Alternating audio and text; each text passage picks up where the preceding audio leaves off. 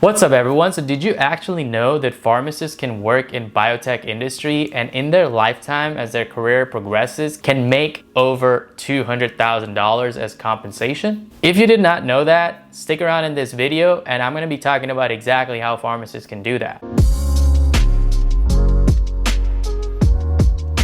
What's up everyone, my name is Cash and welcome back to my channel. I know this is a different video. A lot of my videos in the past have been about investing, but as I mentioned in my welcome video, if you haven't seen it, I'll link it up right here. But if you haven't seen that video, I did mention that I want to make this channel about lifestyle as well. And I am a pharmacist by trainee, so I do want to talk a little bit about my profession. We pharmacists love to educate, so today I'm going to educate you guys as to what are some ways and what are some areas pharmacists actually work in that is different from the normal conception that's out there, because a lot of people think that pharmacists just work in a retail setting where they count pills, but that's not true because there's a lot of different areas that pharmacists can work in. I'm not going to be talking about retail because a lot of people already know of what a pharmacist does at a CVS or a Walgreens. However, today I'm going to be talking about 5 areas that are really different and you may not be aware of them. With that being said, I also have a new announcement. I'm gonna change the channel's name to Invest with Dr. Cash because I am a doctor and this channel is all about investing with Dr. Cash. If you like my content, hit that like button, hit that subscribe button, hit the notification bell so you don't miss any videos. With that being said, let's get into the video. So the first area of pharmacy that I want to talk about is working as a pharmacist in hospital pharmacy. Yeah, you heard that right. Pharmacists actually work in hospitals and they actually can do a lot of different things in hospitals. Pharmacists can actually work in the ICU as an ICU pharmacist.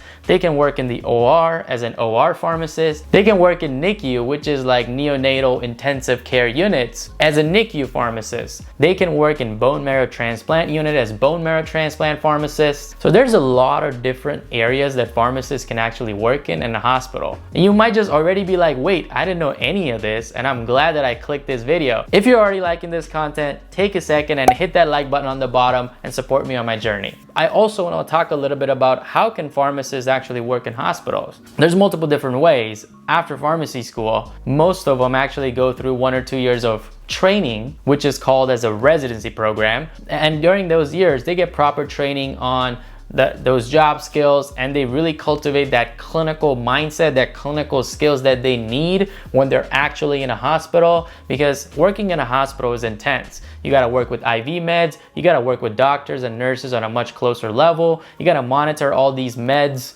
and you got to make sound decisions and fast decisions. In order for you to do that, you need some sort of experience and training, and that's how they can end up in a hospital. Another way actually they can go is directly after graduating pharmacy school. I know some pharmacists who went directly from pharmacy school because they had good clinical skills, they had great networking skills. However, I also want to talk a little bit about what is their compensation during this time frames. I think this is something that people should be aware about if they are picking pharmacy as a career or deciding on what kind of areas they want to go in, because a lot of people have taboo around the subject of not discussing any compensations. But my job is to educate you guys. My job is to make you guys aware of our profession. So I do want to talk about this. In retail, let me just give you a baseline. In retail, pharmacists can pretty much make from about $60 to $65 an hour on average. So if you're working 40 hours, you do the math. In a hospital, after a little bit of training, depending on what area of hospital they're working in,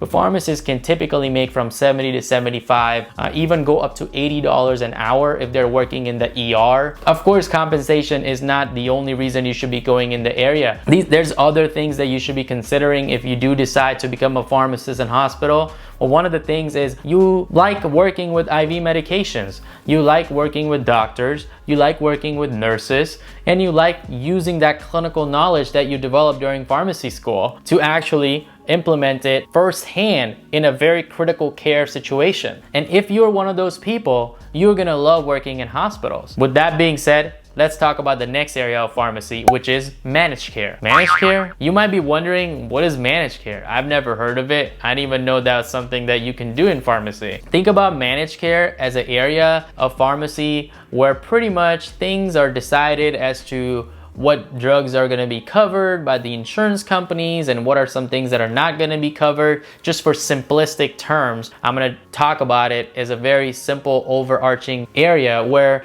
you make decisions on the costs, on the utilities, as well as the drug approval. Think about it for a second. When you have insurance and you go to a doctor and they prescribe you something and that medication is covered, or let's say it's not covered, the insurance company is actually making this decision as to how much your copay is gonna be, or whether it's gonna be low or whether it's gonna be high. And all those decisions are made by the insurance company. But when those decisions are made, there are committees and there are people on those committees that are actually making those decisions as to which drugs the insurance companies are going to cover for you and which ones they're not going to cover for you, or if they're going to cover with a higher copay. Pharmacists actually can work for these insurance companies as a managed care pharmacist and provide his valuable knowledge that he has on evaluating clinical studies, clinical data, and deciding which drugs are actually supposed to be approved and put on the formulary. And what pharmacists do is that they actually sit on these committees, decide as to which drug is appropriate and which drug is not appropriate to be placed on this formulary.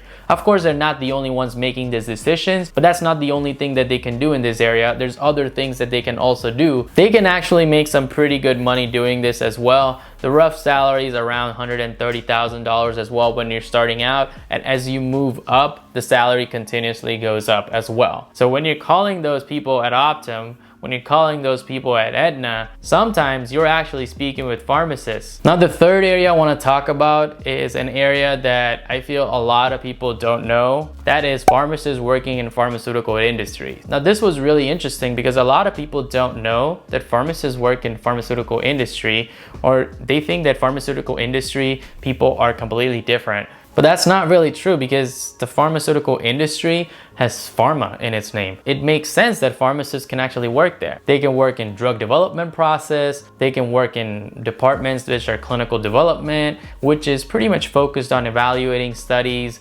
evaluating trials, designing trials protocols. Because think about it, pharmaceutical companies have to conduct trials. They're conducting these trials and they have to have some sort of structure and some sort of design, some sort of criteria to include patients, not to include patients. Another thing pharmacists can actually do in industry is work in a department called medical information, or an overarching department called medical affairs. Talking about salaries and talking about compensation in industry is a very hard topic because there's really no ceiling. That's one of the things that actually makes industry a really hard subject in terms of compensation. And also a lot of different pharma have different compensation packages, so it really differs from a company to company. When you're working in pharma, your compensations can actually range all the way from low six figures, $120,000, $110,000, all the way even past $250,000. So it's a high range. Of course, it's not something that you're gonna start out with, but it's something that you can build to over time. And I mentioned compensation, I did not say salary. So knowing that there's a lot of different options where you can get stock options, you can get bonuses, there's performance bonuses. So that all depends, and that all is included as well when you're deciding on the compensation for working in a pharmaceutical company. Now, the fourth area I want to talk about is pharmacists can actually work in government and work for government agencies such as FDA. They can even work in legislation. I don't know a lot about the legislation side. I'm not afraid to admit it. You won't be able to know about it until you actually are in that area and you learn a little bit more about it. But I know that pharmacists can work for policies. I know pharmacists who are in California who are working on California policies. I know pharmacists on the East Coast working on East Coast policies. There's a board of pharmacy that actually makes decisions for California, for example. There's a board of pharmacy for New York. There's a board of pharmacy for Texas. And all these boards actually have pharmacists working on those boards who make decision for the pharmacy laws and rules and regulations. So pharmacists can even do that, and that is something that a lot of people may not know. I think that it's very important to be aware that there's so many things pharmacists can actually do in their pharmacy career, and there's so many diverse options. Now, the fifth and the final area I want to talk about is home infusion. Yeah, home infusion. It's something that you might not even have heard of. Home infusion is usually referred to as a closed closed door pharmacy. Pretty much that means that pharmacists can actually work in a closed door, meaning the pharmacy is not really open for patients to come in, but these are medications that the pharmacy prepares for the patients and they're delivered out to the patients. These are medications that can range from chemotherapy to infusions to different types of injectable medications which requires some sort of infusion. This also requires a little bit of training or a little bit of experience in different areas of pharmacy or great networking skills. Pretty much those are the 5 areas that I wanted to talk about. Now, granted, there's way more than this. There's actually so many more than this, but for the purposes of this video, I just wanted to share my knowledge, some insights on what pharmacist actually does besides working in retail. I just want to mention that this video is information only. This is not comparing to a pharmacist in retail salary versus a pharmacist in industry salary versus a pharmacist in managed care salary. They're all great. It really depends on what kind of person you are and what kind of areas of pharmacy you're interested in, and really what your personality is as well, because all these areas have different sort of roles and your personality also matters in terms of when you're deciding which role you want to pick. If you have any questions about pharmacy, drop them down in the comment section and I'll answer them. I will start making more pharmacy videos as well to provide education to new graduates, or if you're not a new graduate, if you're considering to be in a pharmacy, you're already a pharmacist. So this is a very broad concept and I'll be sharing a lot of videos on this, but I will continue putting out more investment content because that is my passion as well. Thank you so much for watching this video. My name is Cash. This channel is all about investing with Dr. Cash. If you liked my content, hit that like button, hit that subscribe button, and stay tuned for the next video.